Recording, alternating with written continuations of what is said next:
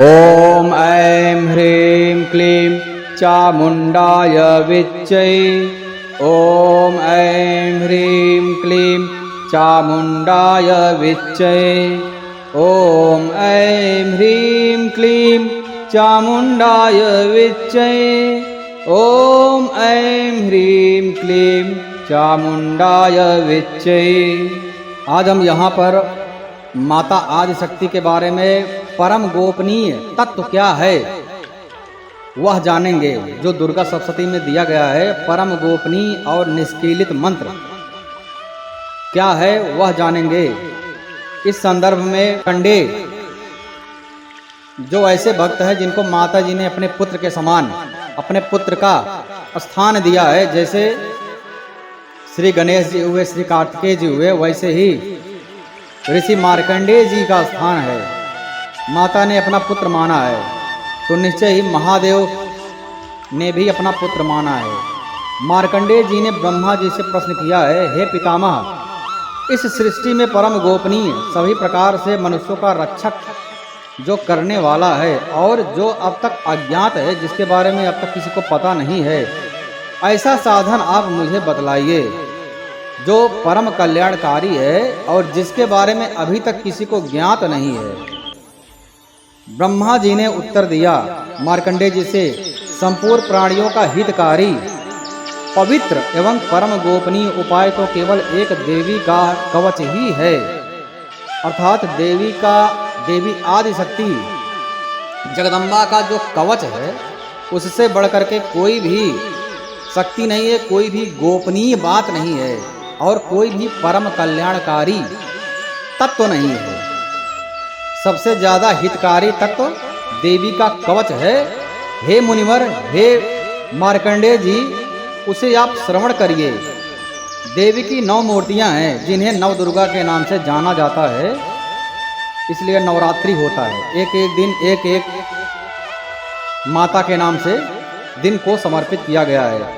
उस शक्तियों के नाम मैं अलग अलग बतलाता हूँ। ब्रह्मा जी बतला रहे हैं ऋषि मार्कंडेय जी से। वो इस प्रकार से है। पहला नाम आता है शैलपुत्री का, माता शैलपुत्री। दूसरा आता है ब्रह्मचारिणी। तीसरा नाम आता है माता चंद्रघंटा। चौथा माता कुष्मांडा। पांचवा माता स्कंद माता। और छठा नंबर पे माता जी का नाम आता है कात्यायनी माता। माता कात्यायनी की ही पूजा की थी गोपिकाओं को जब भगवान श्री कृष्ण पति रूप में प्राप्त करने की जब विनती करने लगे गोपिकाएं, तो माता कात्यायनी की पूजा गोपिकाओं ने किया और कात्यायनी माता प्रसन्न होकर के गोपिकाओं को वरदान देती हैं, जो भी तुम्हारी मनोवांछित इच्छा है वह पूर्ण होगी, आप लोग चिंता मत कीजिए। उसके बाद ही भगवान श्री कृष्ण ने रास लीला किया था, अर्थात माता कात्यायनी की कृपा से, उनकी शक्ति से रास की उत्पत्ति हुई है, या फिर भगवान आदिशक्ति कात्यायनी के आशीर्वाद स्वरूप रास का उद्गम हुआ है, ऐसा बोल सकते हैं। तो रास में भगवान श्री कृष्ण ने गोपिकाओं को उनका मनोवांछित फल आनंद प्रदान किया। उस आनंद से बढ़कर कोई भी आनंद ही नहीं है, परम आनंद। तो छठे पर माता कात्यायनी आती है, सातवां माता कालरात्रि है, 8वें नंबर पे महागौरी माता आती है और 9वीं पे माता सिद्धदात्री आती है।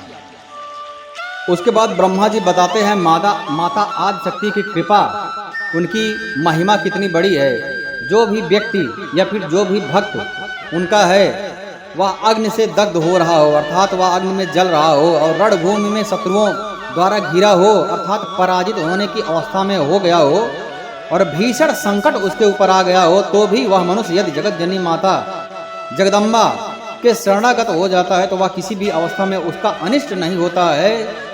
माता उस पर कृपा करती है और वह किसी भी विपत्ति में पड़ नहीं सकता है। उसके सारे शोक, सारे दुख, भय आदि बाधाओं से उसकी मुक्ति हो जाती है यदि वह माता आदिशक्ति के शरणागत हो जाता है। हे देवी, जो लोग भक्ति युक्त होकर के आपका स्मरण करते हैं उनकी दिनों दिन उन्नति होने लगती है। इसीलिए तो माता देवी का हर जगह पर, हर शक्तियों में उन्हीं का स्थान होता है। या देवी सर्वभूतेषु भक्ति रूपेण संस्थिता, दृष्टि रूपेण संस्थिता, क्षुधा रूपेण संस्थिता, श्रवण रूपेण संस्थिता, शक्ति रूपेण संस्थिता, मातृ रूपेण संस्थिता, लक्ष्मी रूपेण संस्थिता, आकार उकार मकार रूपेण संस्थिता। अर्थात हर प्रकार के जो भी हमारी ज्ञानेंद्रियां जो शक्ति प्राप्त करती है वह सारी शक्ति माता आदि शक्ति की कृपा से प्राप्त होता है। श्रोतः श्रोतम चक्षुर चक्षु मनश्च मनम, शास्त्र कहते हैं मनो का भी मन है। मन जिसकी कृपा से सोचता है वह शक्ति माता आदि शक्ति है। दृष्टि जिसकी कृपा से देखता है, आंख जिसकी कृपा से देखता है वह आंख को शक्ति देने वाली माता आदि शक्ति है। कान जिसकी कृपा से जिस शक्ति से श्रवण करता है वह शक्ति माता आदि शक्ति की कृपा से प्राप्त होता है। तो जिस पर माता की कृपा हो जाती है, जो माता के शरणागति हो जाता है, उसको किसी प्रकार का कोई भी भय नहीं होता है। हे देवी, आपने आराधक की तुम निश्चय ही रक्षा करती हो जो भी आपकी आराधना करता है। चामुंडा देवी का वाहन प्रेत होता है। यहाँ पर वाहन की चर्चा किया गया है देवी दुर्गा सप्तशती में। चामुंडा प्रेत पे बैठती हैं। बाराही का महिष है, ऐन्द्री का ऐरावत नामक हाथी है, वैष्णवी का गरुड़ है और महेश्वरी बैल पर सवार होती है। कौमारी मोर पर सवार होती है। विष्णु पत्नी महालक्ष्मी हाथ में कमल लिए कमलासन पर विराजमान होती हैं। श्वेतवर्णा ईश्वरी बैल पर सवार होती है तथा ब्रह्मणी अर्थात सरस्वती माता अलंकारों से विभूषित होकर के हंस पर सवार होती हैं। समस्त देवियां अनेक अलंकारों एवं रत्नों से सज्जित होकर के योग शक्तियों से पूर्ण हैं। इसके अतिरिक्त और भी अनेक देवियां हैं जो दानवों के दलन और संतों की सहायता के लिए क्रोधाकृत से रथों पर सवार हो जाती हैं। उन देवियों के कर कमलों में क्या क्या शोभायमान होता है, अस्त्र शस्त्र, उसका वर्णन दिया गया है। शंख चक्र गदा शक्ति हल मूसल खेटक तोमर परशु पास भाला त्रिशूल उत्तम प्रकार के सींग धनुष आदि शस्त्र सुशोभित होते। अर्थात जो भी ब्रह्मा विष्णु महेश जो भी समस्त देवता जितने भी देवी देवता हैं, जितना अस्त्र शस्त्र उनके हाथों में सुशोभित होता रहता है, सारे देवी देवताओं के अस्त्र शस्त्र को मिला करके माता आदि शक्ति एक साथ में उनके हाथों में सुशोभित होता है। जैसे भगवान महादेव हाथ में त्रिशूल लेते हैं, माता आदि शक्ति के हाथ में त्रिशूल है। चक्र विष्णु भगवान के हाथ में है, माता आदि शक्ति के हाथ में चक्र है, गदा है। हर प्रकार के अस्त्र एक साथ में माता आदि शक्ति धारण करती हैं। अर्थात सारी शक्ति माता आदि शक्ति की कृपा से ही प्राप्त होता है। माता आदि शक्ति ही सारी शक्तियों की दाता है। यह परम गोपनीय ब्रह्मा जी बता रहे हैं मार्कंडेय ऋषि को। और शत्रुओं को भयभीत करने वाली हे देवी, तुम मेरी रक्षा करो, इस प्रकार से स्तुति करना चाहिए। प्रखर तेज के कारण मैं तुम्हारी ओर दृष्टिपात नहीं कर सकता हूँ। ऐसी ऐन्द्री शक्ति पूर्व दिशा में मेरी रक्षा करो। अग्नेय शक्ति अग्नेय कोण में मेरी रक्षा करो। बाराही देवी दक्षिण दिशा में खड्ग धारणी नैतृत्य कोण में। वारुणी शक्ति पश्चिम में। मृगवाहिनी शक्ति वायड़ कोण में मेरी रक्षा करो। कौमारी शक्ति उत्तर में। शूलधारणी शक्ति ईशान कोण में। ब्रह्माणी ऊपर तथा वैष्णवी शक्ति नीचे हमारी रक्षा करो। इस प्रकार सवारूढ़ चामुंडा देवी दसों दिशाओं में मेरी रक्षा कीजिए। आगे जया रक्षा करो, पीछे विजया देवी रक्षा कीजिए। वाम पार्श्व में अजिता नाम की शक्ति, दाहिनी ओर अपराजिता, शिखा में औद्योतनी, मस्तक में उमा शक्ति मेरी रक्षा कीजिए। ललाट में मालाधारी, दोनों बाहुओं में यशस्विनी, भूमध्य में त्रिनेत्रा, नासिका में यम घंटा शक्ति मेरी रक्षा कीजिए। दोनों नेत्रों के बीच में शंखनी देवी और दोनों कानों के मध्य में द्वारवासिनी, कपोल में कालिका और कर्ण के मूल भाग में शंकरी देवी मेरी रक्षा कीजिए। नासिका में सुगंधा, ऊपरी ओष्ठ में चर्चिका, अधरोष्ठ में अमृतकला और जीव की रक्षा सरस्वती देवी कीजिए। मेरे दांतों की रक्षा कौमारी, कंठ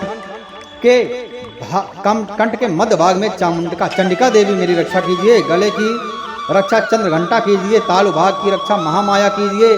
कामाक्षी ठुड्डी की, सर्वमंगला वाड़ी की, भद्रकाली ग्रीवा की, धनुधरी शक्ति मेरुदंड अर्थात रीढ़ की रक्षा कीजिए। कंठ के बाहर नील ग्रीवा और कंठ की नली में नलकुबरी मेरी रक्षा कीजिए। दोनों कंधों की खड्गनी एवं वज्रधारणी शक्ति मेरी दोनों भुजाओं की रक्षा कीजिए। दोनों हाथों की दंडनी, अंगुलियों की अंबिका, नखों की सुलेश्वरी और कुछ भाग की कुलेश्वरी मेरी रक्षा कीजिए। महा आदि शक्ति देवी मेरे स्तनों की रक्षा कीजिए। मेरे मन की रक्षा शोक विनाशनी शक्ति आप मेरे मन की रक्षा कीजिए। ललिता देवी हृदय की रक्षा कीजिए। शूलधारणी शक्ति मेरे उदर की रक्षा कीजिए। नाभि में कामिनी एवं गुप्तांग में गुहोसरी मेरी रक्षा कीजिए। कामिका तथा पूतना लिंग की महिषवाहिनी गुदा की रक्षा कीजिए। भगवती कट प्रदेश में तथा बिंदवासिनी घुटनों की रक्षा कीजिए। संपूर्ण कामनाओं को देने वाली महाबला मेरे जंघा की रक्षा कीजिए। दोनों पैरों की घुट्टी की नरसिंगी, दोनों पैरों के पिछले भाग की तेजसी देवी, पैर की उंगलियों की श्री देवी तथा तलवों की रक्षा तलवासिनी कीजिए। दष्टा कराली नखों की ऊर्ध्वकेशनी देवी केशों की और कौबेरी रोमावली के छिद्रों में तथा वागेश्वरी देवी मेरी त्वचा की रक्षा कीजिए। पार्वती देवी रक्त मज्जा चर्बी मांस हड्डी और मेदे की रक्षा कीजिए। काल रात्रि यातों की मुटकेश्वरी पित्त की पद्मावती पद्मकोश की चूड़ामणि कब की रक्षा कीजिए। ज्वालामुखी नख रास में उत्पन्न तेज की तथा अभेदा शक्ति संध्या स्थलों की रक्षा कीजिए। ब्राह्मणी सुख की छत्रेश्वरी छाया धर्म धारणी शक्ति हमारे अहंकार की रक्षा कीजिए। मन एवं बुद्धि की रक्षा कीजिए। वज्रहस्ता प्राण अपान व्यान उदान समान वायु की रक्षा कीजिए तथा कल्याण शोभना शक्ति हमारे प्राण की रक्षा कीजिए। रस रूप गंध शब्द स्पर्श रूप विषयों का अनुभव करते हुए योगिनी एवं हमारे सत्व रज तम गुण की रक्षा नारायणी देवी कीजिए। बाराही आयु की रक्षा कीजिए और वैष्णवी धर्म की रक्षा कीजिए। चक्रिणी यक्ष कीर्ति लक्ष्मी धन की और विद्या की रक्षा कीजिए। हे इंद्राणी तुम मेरे कुल की रक्षा कीजिए। हे चंडिके तुम हमारे पशुओं को रक्षण प्रदान करो। महालक्ष्मी पुत्रों की तथा भैरवी हमारे भार्या की रक्षा कीजिए। सुपदा देवी पथ की रक्षा कीजिए। क्षेमकारी मार की महालक्ष्मी राज दरबार की रक्षा कीजिए। हे देवी इस कवच में जिस शरीर स्थान की रक्षा की बात नहीं की गई है उन सभी स्थानों की पाप विनाशिनी जयंती देवी रक्षा कीजिए। कल्याण का इच्छुक व्यक्ति इस कवच का पाठ किए बिना कहीं भी गमन ना करे। अर्थात यहाँ पर हम देख सकते हैं माता आदिशक्ति शरीर के एक एक अंग प्रत्यंग में माता आदिशक्ति शक्ति प्रदान करती हैं और उन्हीं के शक्ति से यह संपूर्ण शरीर संचालित होता है। इसीलिए हम उनसे माता आदिशक्ति से विनती कर रहे हैं हमारे शरीर में जितने भी अंग प्रत्यंग है सबकी रक्षा आप कीजिए और आप अपनी कृपा बनाए रखिए। यह बहुत ही गुह्यतम बहुत ही गूढ़ बात है जो ब्रह्मा जी ने ऋषि मार्कंडेय जी को माता आदिशक्ति के बारे में बताया।